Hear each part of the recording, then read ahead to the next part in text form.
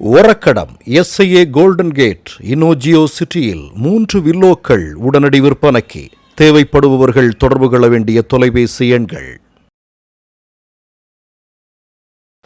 வணக்கம். கொஞ்ச நாளா ஒரு ஆளை தமிழ்நாட்டு மக்கள் எல்லாமே தேடிட்டு இருக்கிறாங்க, எங்கேயும் காணோம். ஆனால் நேற்றைய தினம் கேரளாவில் அந்த ஆள் தென்பட்டிருக்கிறார். தென்பட்ட இடத்துல என்ன பேசியிருக்கிறார் அப்படிங்கிறது பார்க்கணும் இல்லையா? முதல்ல ஒரு வீடியோவை பாருங்கள். ஆனா திரு ஸ்டாலின் அவர்களையும் திரு பினராயி விஜயன் அவர்களையும் நான் அவர்களை எப்படி அழைப்பேன் என்று சொன்னால், நாஸ்திக் டிராமாச்சாரி என்றுதான் அழைப்பேன். அதாவது நாத்திகத்தை விரும்பக்கூடிய, டிராமா நடத்த வேண்டும் என்று நினைக்கக்கூடிய 2 நபர்கள் இணைந்து நாஸ்திக் டிராமாச்சாரியாக இந்த நிகழ்வை நடத்தி முடித்திருக்கின்றார். அது அந்த நிகழ்வை பார்க்கும் பொழுது யாரும் வரவில்லை, இருக்கைகள் எல்லாம் காலியா இருந்ததுங்க. இவர்களாகவே கஷ்டப்பட்டு ஒரு கூட்டத்தை போட்டு ஐயப்பனுக்கு நாங்கள் இருக்கின்றோம் என்று சொல்லி அதன் மூலமாக இன்னும் தங்களுடைய பெயருக்கு களங்கத்தை ஏற்படுத்தி கொண்டிருக்கின்றார்கள். அன்பு சொந்தங்கள், இதில் நாம் கேட்கக்கூடிய ஒரே ஒரு கேள்வி, 2018-19 காவல்துறையை வைத்து ஐயப்ப பக்தர்களை அடித்து உதைத்து உச்சநீதிமன்றம் ஒரு தீர்ப்பு கொடுத்த பிறகு அதை முழுமையாக இப்படித்தான் கண்டிப்போடவே கண்டிப்பாக நான் நடைமுறைப்படுத்துவேன் என்று பொங்கி எழுந்த திரு விஜயன் அவர்களுக்கு ஐயப்பனை பற்றி ஒரு மாநாடு நடத்துவதற்கு என்ன உரிமை இருக்கிறது என்பதுதான் அடிப்படையான ஐயப்ப பக்தர்கள் கேட்கக்கூடிய ஒரு கேள்வி. மாநாடு நடத்துவதற்கு உங்களுக்கு என்ன உரிமை இருக்கு? விஜயன் அவர்களுக்கு இன்னைக்கு பிராமின் சமுதாயத்தின் மீது ஏதோ ஒரு கோபம் இருக்கு. அதை நல்லா ஆழ்ந்து பார்க்கும் பொழுது அந்த கோபத்தை தொடர்ச்சியாக அதை காட்டிக் கொண்டிருக்கின்றார்கள். அதிலிருந்து இந்த பிராமின் போபியாலிருந்து வேகமா வெளியே வாங்க. விஜயன் அவர்களுக்கு பாதி பிரச்சனை இன்னைக்கு கேரளா முடிஞ்சிடும். கடைசியாக தமிழகத்திலிருந்து 2 அமைச்சர்கள் வந்தார்கள். PTR அவங்க வந்தாங்க, இன்னொரு அமைச்சர் சேகர் பாபு வந்தாங்க. இவர்கள் இருவருக்கும் தலைவர் யாருன்னா பெரியார். திராவிட சித்தாந்தத்திற்கு பெரியார் தலைவர். இது நம்ம அண்ணாமலை. அதாவது அண்ணாமலை கேரளாவில் போயிட்டு அங்கே ஒரு ஐயப்ப சங்கமம் அப்படின்னு ஒரு RSS காரன் நடத்தின நிகழ்வில் தான் முதல்வர் MK ஸ்டாலின் கேரளாவினுடைய முதல்வர் பினராயி விஜயனை பற்றியெல்லாம் பேசியிருக்கிறார். சரி, அவர்களை பற்றி பேசியிருக்கிறார் இல்லையா? அதை பற்றி நம்ம பேசுகிறதுக்கு முன்னாடி, ராசா அண்ணாமலை எங்கப்பா போயிருந்த? நீ ரொம்ப நாளாக உன்னை காணோமே. நீ முன்னாடியெல்லாம் சொல்லிகிட்டு இருந்த, என்ன சொல்லிகிட்டு இருந்த? தமிழ்நாட்டு மக்கள்கிட்ட செலவுக்கு கூட நண்பர்கள் தான் பணம் தர்றாங்க அப்படின்னு சொன்ன நீ. ஆனால் சமீப காலமாக நிறைய செய்திகள் வந்துட்டுருக்கே. நீ நீலாம்பூரில் ஒரு 20 கோடி ரூபாய்க்கு ஏதோ நிலத்தை ஆட்டை போட்டிருக்கியான். அதே மாதிரி கோவையில் ஒரு 85 கோடி ரூபாய்க்கு நிலத்தை ஆட்டையை போட்டிருக்கியான். இப்படி ஏராளமான ஊழல் குற்றச்சாட்டுக்கள், மிகப்பெரிய மோசடியில் ஈடுபட்டிருக்கிற அப்படின்னு செய்திகள் வந்துக்கிட்டே இருக்கிறாசா. இது மட்டுமா? நீ அமித்ஷா கூப்பிட்ட பிறகு கூட நீ போகலையாமே, தனி கட்சி ஆரம்பிக்க போறியாமே, இப்படியெல்லாம் செய்திகள் வந்துட்டு இருக்கிறாசா. உன்னை தேடிக்கிட்டே இருக்கிறாங்க தமிழ் மக்கள். எங்கப்பா போயிட்டாரு? அண்ணாமலை இருக்கும்போது ஜெகஜோதியாக இருந்ததே. என்னென்னா நமக்கு கிண்டல் பண்ணுறதுக்கும் ட்ரோல் பண்ணுறதுக்கும் பசங்கள்லாம் தவிச்சிட்டு இருக்கிறாங்க. செருப்பு போடுறியா? இப்போ நீ செருப்பு போடுறியா இல்லையா தெரியல, எனக்கு என்னன்னு தெரியல. சரி, இப்போ நான் விஷயத்துக்கு வரேன். இப்போ நீ சபரிமலை விஷயத்தை பற்றி நீ பேசுகிற. சபரிமலை ஐயப்பன் இல்லையா, நமக்கு எல்லாருக்கும் தெரியும். அங்கே இருக்கக்கூடிய பக்தர்கள், அங்கு செல்லக்கூடிய பக்தர்கள், அவர்கள் காலங்காலமாக ஒரு நம்பிக்கையோடு செல்கிறார்கள். அது எப்படி தெரியுமா? உனக்கு நான் சொல்கிறேன், உனக்கு RSS காரனுக்கும் சொல்கிறேன். நீங்கள் சபரிமலை ஐயப்பனை 18 படிகள் சவிட்டி போய் அவரை தரிசனம் செய்வதற்கு முன்னால் என்ன அப்படின்னு பார்த்தீங்கன்னா, முதல்ல ஒரு சர்ச் இருக்குது. ஒரு சர்ச்சு கீழே ஒரு சர்ச் இருக்குது. அதாவது நீங்கள் பம்பா பந்தளம் அந்த வழி போகும்போது ஒரு சர்ச் இருக்குது. அந்த சர்ச்சுக்கு இந்த ஐயப்ப பக்தர்களெல்லாம் போய் வழிபடுவது வழக்கம். சர்ச்சுக்கு போயிட்டு அடுத்தது என்னென்னா வாவர், அதாவது ஐயப்பனுடைய உற்ற நண்பர் இல்லையா, வாவருக்கு ஒரு பள்ளிவாசல் இருக்கிறது. வாவரை பார்த்துட்டு தான் என்ன பார்க்கணும் நீங்கள் அப்படின்னு ஐயப்பன் சொல்லியிருக்கிறார். அதுதான் இன்று வரையிலும் கடைபிடித்து கொண்டு வரக்கூடிய நம்பிக்கை. சரியா? இப்போ வாவரை பார்த்துட்டு ஐயப்பனை பார்க்கணும். ஆனால் நீ இந்த பேசிகிட்டு இருந்த இல்லையே மேடை, அந்த மேடையில் சாமியார் போர்வையில் ஒருத்தன் இருக்கிறான். அவனுடைய பேர் சாந்தானந்த மகரிஷின்னு வச்சுருக்கிறான். அவன் பேர் அவன் வச்சுக்கிட்டு அவன் நேற்றுக்கு என்ன பேசுனா, நீ எல்லாம் பொத்திக்கிட்டு இருந்த, என்ன பேசுகிறான்னா, வாவர் ஒரு தீவிரவாதி, அவருடைய பள்ளிவாசலுக்கு இனி யாரும் செல்லக்கூடாது. என்னடா நம்பிக்கையை, பக்தர்களுடைய நம்பிக்கை காப்பதற்காக ஒரு கூட்டம்னு நீ ஒரு சங்கமம்னு ஒன்று வச்சிருக்கிற. அதில் நீ என்ன பண்ணிட்டு இருக்கிற? பயங்கரவாதம், எப்படியாவது பிரச்சனையை உருவாக்கணும், மத வெறியை உருவாக்கணும், கலவரத்தை உருவாக்கணும்னு அந்த மேடையில் நீ ஒருத்தன் பேசுகிறான் இல்லையா? சரி, இது ஒரு பக்கம். நான் உன்ட்ட ஒரு விஷயத்தை கேட்குறேன். இப்போ எதுக்காக இந்த சங்கமங்கிற கூட்டத்தை கூட்டி இருக்கிறீங்க? எல்லாருக்குமே தெரியும். நீ கூட்டுறதுக்கு ஒரு தினத்திற்கு முன்பு கேரளாவின் முதல்வராக இருக்கக்கூடிய பினராயி விஜயன், அதே மாதிரி தமிழ்நாட்டினுடைய பாராளுமன்ற உறுப்பினர்கள், எம்எல்ஏக்கள், இவங்க எல்லாரும் சேர்ந்து ஒரு ஐயப்ப பக்தர்களுக்கான ஒரு சங்கமத்தை ஏற்பாடு செய்திருக்கிறார்கள். அதில் அலைமோதி இருக்கிறது கூட்டம் இல்லையா?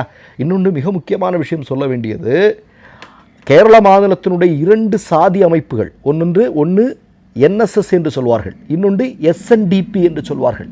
இந்த 2 அமைப்புகளுடைய தலைவர்களும் இந்த நிகழ்வில் கலந்திருக்கிறார்கள். இந்த நிகழ்வினுடைய நோக்கம் என்ன? சபரிமலையில் இருக்கக்கூடிய ஐயப்பன் என்று சொல்லக்கூடிய கடவுளுக்கு, அங்கு செல்லக்கூடிய பக்தர்களுக்கு இன்னும் என்னென்ன விஷயங்களெல்லாம் கூடுதலாக பண்ண முடியும் அப்படிங்கிறதெல்லாம் பேசுறதுக்கான ஒரு இன்னொரு மிக முக்கியமான விஷயம், கேரளத்தினுடைய மத ஒற்றுமைக்கு அடையாளமாக திகழக்கூடிய ஒரு கோயில் அது. ஐயப்பன் எல்லா மதத்தை சார்ந்தவர்களும் செல்லக்கூடிய ஒரு கோயில் அது இல்லையா? அப்போது மதச்சார்பற்ற ஒரு கடவுள், அது தொடர்பான விஷயங்கள், அங்கு வளர்ச்சிக்கான என்னென்ன பண்ணணும், இதெல்லாம் பேசப்பட்ட ஒரு விஷயம். அங்கே இவ்வளோ பெரிய விவிஐபிகள்லாம் கலந்துருக்கிறாங்க. ஆனால் ஒரு பேனர்லேயோ ஒரு போஸ்டர்லேயோ முதல்வர் பினராயி விஜயனுடைய ஃபோட்டோவோ, இல்லை தமிழக முதல்வர் மு.க. ஸ்டாலினுடைய ஃபோட்டோவோ, இல்லை அமைச்சருடைய ஃபோட்டோ இல்லை, எங்கும் ஐயப்பனுடைய ஃபோட்டோ. ஆனால் அண்ணாமலை ராசா, உன்னுடைய தலைவனாக இருக்கக்கூடிய, இந்தியாவுடைய பிரதமராக இருக்கக்கூடிய மோடி அயோத்தியில் ராமர் கோயில் நிகழ்வுக்கு நம்ம எல்லாம் பார்த்தோம். வடி முழுக்க ராமருடைய புகைப்படத்தை விட மோடியினுடைய புகைப்படம் பெருசாக இருந்தது. நீ கவனிச்சியா ராசா? இதெல்லாம் மக்கள் பயங்கரமாக கொதிச்சாங்க அன்னைக்கு. இதெல்லாம் நீ பார்க்கணும் சரியா? எப்படி ஒரு ஒரு ஒரு கடவுள் சார்ந்த, ஒரு நம்பிக்கை சார்ந்த ஒரு சங்கமத்தை எப்படி நடத்தணும் அப்படிங்கிறத முதல்வர் மு.க. ஸ்டாலின் கிட்டையும், பினராயி விஜயன்ட்டையும், அமித்ஷாட்டையும், மோடிட்டையும் நீ கற்றுக்க சொல்லணும் சரியா?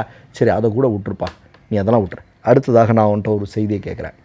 அதாவது கேரளாவில் ஐயப்பன் கோயில் இருக்குது. ஐயப்பன் கோயிலில் எல்லாருமே போய் வழிபடலாம் அப்படின்னு சுப்ரீம் கோர்ட்டு ஒரு தீர்ப்பு கொடுக்குறாங்க. சுப்ரீம் கோர்ட் ஒரு தீர்ப்பு கொடுத்தா மக்களால் தேர்ந்தெடுக்கப்பட்ட அரசு அதை செயல்படுத்தி ஆகணும். அதைத்தான் பினராயி விஜயன் அரசு செய்தது. சரி, இப்போ நான் என்ன கேட்குறேன், ஆர்எஸ்எஸ்காரன் தான் இந்த வழக்கை தொடுக்கிறான், உண்டா இல்லையா ராசா? ஆர்எஸ்எஸ்காரன் தானே சுப்ரீம் கோர்ட்டில் போய் இந்த வழக்கை தொடுத்தான். ஆர்எஸ்எஸ் வழக்கறிஞர்கள் தானே வாதாடினார்கள். அதன் பிறகு தானே சுப்ரீம் கோர்ட்டு தீர்ப்பு குடிச்சது. அதுக்கப்புறம் நீ என்ன பண்ணுற? இந்த தீர்ப்பு வந்ததுக்கப்புறம் சபரிமலையில் பக்தர்கள் வேஷத்தில் இருந்த ஆர்எஸ்எஸ் சங்க பரிவார கும்பலெல்லாம் அங்கே போய் கலவரத்தை உருவாக்குனீங்க, உண்டா இல்லையா? அங்கே வருந்த பக்தர்களுடைய தலையில் தேங்காயாவால் அவன் தலையை அடித்து உடைச்சது யார் தெரியுமா? அண்ணாமலை, உனக்கு தெரிஞ்சிருக்குமா தெரியாது. நீ பார்த்து தெரிஞ்சுக்கோ. அடுத்தது மிக முக்கியமான விஷயம், இருமுடிக்கட்டு பக்தர்கள் எவ்வளவு பக்தியோட தலையில் சுமந்துட்டு போகிறதுன்னு உனக்கு தெரியுமா? ஆர்எஸ்எஸ்காரன் உள்ளே போன ஆர்எஸ்எஸ்காரன் பிஜேபிக்காரன் என்ன பண்ணான்? அதை கீழே போட்டான். உனக்கு தெரியுமா அண்ணாமலை?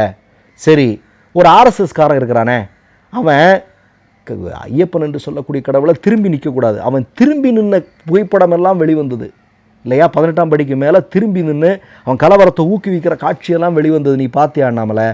உனக்கு தெரிஞ்சிருக்க வாய்ப்பில்லை. சரி, இப்போ நான் என்ன கேட்குறேன் அப்படின்னா, ஒரு இன்னொரு வரலாறை நீ தெரிஞ்சுக்கணும். அதாவது அங்கே போகக்கூடிய பக்தர்கள் முதல்ல ஒரு கிறிஸ்தவ சர்ச்சுக்கு போகிறாங்க, வாவருடைய பள்ளிவாசலுக்கு போகிறாங்க, அடுத்ததாக ஐயப்பனை தரிசிக்க போகிறாங்க. இன்னொரு செய்தி தெரியுமா அண்ணாமலை உனக்கு? அங்கே ஒரு பாட்டு பாடுவாங்க, ஐயப்பனை உறக்குவதற்கான ஒரு பாடல் இல்லையா? ஹரிவராசனம் அப்படிங்கிற ஒரு பாடல் இல்லையா? அந்த பாடலை இயற்றியது யார் தெரியுமா? அந்த பாடலுக்கு மியூசிக் பண்ணது யார் தெரியுமா? தேவராஜன் மாஸ்டர். அதாவது நம்ம ராஜா சார் மாதிரியான மிகப்பெரிய லெஜண்ட்ஸ், பெரிய ஆட்களெல்லாம் போய் இவர்கிட்டலாம் வேலை செஞ்சுருக்கிறாங்க. அவ்வளோ பெரிய மேதை அவர், தேவராஜன் மாஸ்டர். அவருக்கு கடவுள் நம்பிக்கையில் அவர் ஒரு நாஸ்திகர். அவர் டியூன் பண்ண பாடல் தான். அதை பாடியிருப்பவர் யார்? பிறப்பால் கிறிஸ்தவராக இருக்கக்கூடிய ஜேசுதாஸ். இப்படிப்பட்ட எல்லாருக்குமான ஒரு இடமாகத்தான், எல்லா மதத்தை சார்ந்தவர்களுக்கும் சாதியை சார்ந்தவர்களுக்குமான ஒரு இடமாகத்தான் சபரிமலை இருந்திருக்கிறது. அங்கே நம்பிக்கையை காப்பாற்ற போகிறேன்னு சொல்லிட்டு நீ என்ன பண்ணியிருக்கிற? சரி, அதில் நீ பெரியாரை அப்படி மெதுவாக போட்டு பார்க்குற. உனக்கு ஒரு செய்தியை சொல்லவா அண்ணாமலை? 1930 குருவாயூர் கோயில் தெரியுமா உனக்கு? அந்த கோயிலுக்குள்ளே இந்துக்கள் போக முடியாது. கோயிலுக்குள்ளே போக முடியாதுங்கிறது இல்லை அண்ணாமலை, அது கூட இல்லை, அந்த தெருவிலே நடக்கக்கூடாது. அதாவது ஒரு குறிப்பிட்ட கிலோமீட்டர் வரைக்கும் இந்த குறிப்பிட்ட சாதிக்காரன் தான் வர முடியும். அதுக்கப்புறம் ஒரு குறிப்பிட்ட கிலோமீட்டர் சாதி வரைக்கும் இன்ன சாதிக்காரன் வரலாம். இப்படி தான் இருந்தது அண்ணாமலை. இதை உடைக்கிறதுக்கு வைக்கத்திலையும் குருவாயூர்லையும் பெரியார் உட்பட இடதுசாரிகள் உட்பட கம்யூனிஸ்டுகள் உட்பட காங்கிரஸ் உட்பட பெரும் தலைவர்களெல்லாம் 600-700 நாட்கள் போராடினாங்க இந்துக்களுக்காக. இந்துக்கள் ஆலயத்துக்குள்ளே நுழையணும். அன்னைக்கு அண்ணாமலை ஆர்எஸ்எஸ்காரன் என்ன பண்ணிட்டு இருந்தான்னு உனக்கு தெரியுமா? சரி, இதெல்லாம் விட அண்ணாமலை, உன்ட்ட நான் ஒரு விஷயத்தை கேட்குறேன், நம்ம பேசுவோமே. இப்போது இந்து மதத்தில் இருக்கக்கூடிய தகுதியானவர்கள் அனைவருமே அர்ச்சகராகலான்னு முதல்வர் மு க ஸ்டாலின் சொல்கிறாரு, பினராயி விஜயன் சொல்கிறார். அவருக்கு அதை செயல்படுத்தியும் செஞ்சுட்டாங்க இல்லையா? ஆனால் ஏன் ஆர்எஸ்எஸ்காரன் அதை பற்றி பேச மாட்டேங்கிறான்? ஏன் உன்னுடைய ஆட்சி நடக்கக்கூடிய மாநிலங்களில் யோகி உட்பட குஜராத் உட்பட ராஜஸ்தானில் இதை பற்றி ஏன் நீங்கள் எல்லாம் பொத்திட்டு இருக்கிறீங்க? இதெல்லாம் பற்றி ஏன் பேச மாட்டேங்கிற அண்ணாமலை? நீ இப்போ ஏதோ நீ எழும்பிட்ட. இப்போ நான் உன்ட்ட ஒரு செய்தியை சொல்கிறேன். நான் இப்போ இன்றைக்கி ஒரு பத்திரிக்கையில் ஒரு செய்தி வந்திருக்கு, எடப்பாடி அமித்ஷா மிரட்டி இருக்கார் அப்படின்னு. பாரேன், உலகத்திலே அதிகமான கோடி உறுப்பினர்கள் வச்சுருக்கிற கட்சின்னெல்லாம் நீ சொல்கிற, ஒரு மாநிலத்தில் உனக்கு 2 எம்எல்ஏ சீட்டு, ஒரு எம்எல்ஏ சீட்டு வின் பண்ணணும்னா அந்த மாநிலத்தில் இருக்கக்கூடிய ஒரு கட்சியினுடைய தலைமையை மிரட்டி தான் உன்னால் 10 வாக்குகள் வாங்கக்கூடிய ஒரு மோசமான நிலைமையில் நீ இருக்கிற இல்லையா? உன் கட்சி இருக்குது. இதானே உண்மை? நீ இன்றைக்கி ஆட்சியில் இருக்கலாம், ஆனால் ஓட்சோரியை இந்திய மக்கள் மறந்துடுவாங்களா? வாக்கு திருடி தான் ஆட்சி பொறுப்பில் இருக்கிறேன்னு இன்றைக்கி இந்திய மக்கள் பேச, இதெல்லாம் தெரியும் தானே அண்ணாமலை? உனக்கு தெரியாததா என்ன? நீ போய் அங்கே போய் வடை சுட்டுட்ருக்கிற இல்லையா? சரி, இன்னொன்று சொல்கிறேன், மு க ஸ்டாலினோ பினராயி விஜயனோ பார்ப்பனர்களுக்கு எதிரிகள் அல்ல, பார்ப்பனியத்திற்கு எதிரானவர்கள். பார்ப்பனியம் என்றால் அது ஒரு மனநிலை. ஆர்எஸ்எஸ்காரனுக்கு இருக்கக்கூடிய மனநிலை இருக்கு இல்லையா? அதுவும் உனக்கு தெரியும் அண்ணாமலை, நீ சும்மா வேஷம் போட்டுட்ருக்கிற. சரி, இன்னொரு செய்தியை நான் உனக்கு கடைசியாக சொல்லி இந்த பதிவை நான் முடிச்சிடறேன். 1949 டிசம்பர் 11 ராம்லீலா மைதானம். உனக்கு இந்த வரலாறுலாம் தெரிஞ்சிருக்க வாய்ப்பு இல்லை அண்ணாமலை. நீ 20,000 புக்கு படிக்கிறவனாக இருக்கலாம், ஆனால் உனக்கு இந்த வரலாறு தெரிஞ்சிருக்க வாய்ப்பு இல்லை. அன்னைக்கு கல்பாத்தி மகாராஜனுடைய தலைமையில் ஆர்எஸ்எஸ் சங்க பரிவார கும்பல் எல்லாம் சேர்ந்து டாக்டர் அம்பேத்கர், தெரியுமா? டாக்டர் அம்பேத்கர் ஹிந்து பில் கோடு ஒன்று கொண்டு வரார் இல்லையா? அதை எதிர்த்து ஒரு மிகப்பெரிய போராட்டத்தை நடத்துகிறாங்க. அதில் அந்த கல்பாத்தி மகாராஜ் என்ன சொல்கிறார் தெரியுமா? தீண்டத்தகாதவனுக்கு பார்ப்பனர்களுடைய இந்த விவகாரத்தில் நுழையிறதுக்கு என்ன அதிகாரம் அப்படின்னு அன்றைக்கு சட்ட அமைச்சராக இருந்த டாக்டர் அம்பேத்கரை பார்த்து கேட்டார். அவர் என்ன செஞ்சார் டாக்டர் அம்பேத்கர்? இந்து மதத்தில் இருக்கக்கூடிய பெண்களுக்கு சமத்துவம், சமூக நீதி கிடைக்க வேண்டும் என்று ஒரு சட்டத்தை இயற்றுகிறார். பிறகு அவர் அந்த சட்ட பொறுப்பை அவர் அதிலிருந்து விலகிறாரு. நேரு அதை செயல்படுத்துகிறார். இதெல்லாம் நடந்தது. இந்த சம்பவத்தில் அன்றைக்கு ஈடுபட்டவர்கள், அன்றைக்கு அந்த அந்த அந்த கூட்டத்தில் குழுமி இருந்தவர்களெல்லாம் அன்றைக்கு ஆர்எஸ்எஸ் சங்க பரிவார கும்பலுக்கு ஆதரவாகத்தான் பேசினார்கள். ஆனால் இன்றைக்கு அதெல்லாம் தப்பு அப்படிங்கிறத புரிஞ்சுக்கிட்டாங்க. சரியா? இப்போ அன்றைக்கு நடந்ததும் இன்றைக்கு நடந்ததுக்கு ஏதோ ஒரு விதத்தில் தொடர்பு இருக்கிற மாதிரி தோணுது. நீ நம்பிக்கை காப்பதற்காக ஒரு நிகழ்ச்சி அப்படின்னு ஏற்பாடு செய்து அதில் வாவர் ஒரு தீவிரவாதி, வாவருடைய பள்ளிவாசலுக்கெல்லாம் போகக்கூடாதுன்னெலாம் சொன்னால் என்ன அண்ணாமலை? இதெல்லாம் எத்தனை நாளைக்கு நடக்கும் அண்ணாமலை? இந்த அரசியலை எல்லாம் தூக்கி எறிவதற்கு மக்கள் தயாராக இருக்கிறார்கள். மற்றொரு நிகழ்வில் சந்திப்போம். நன்றி, வணக்கம்.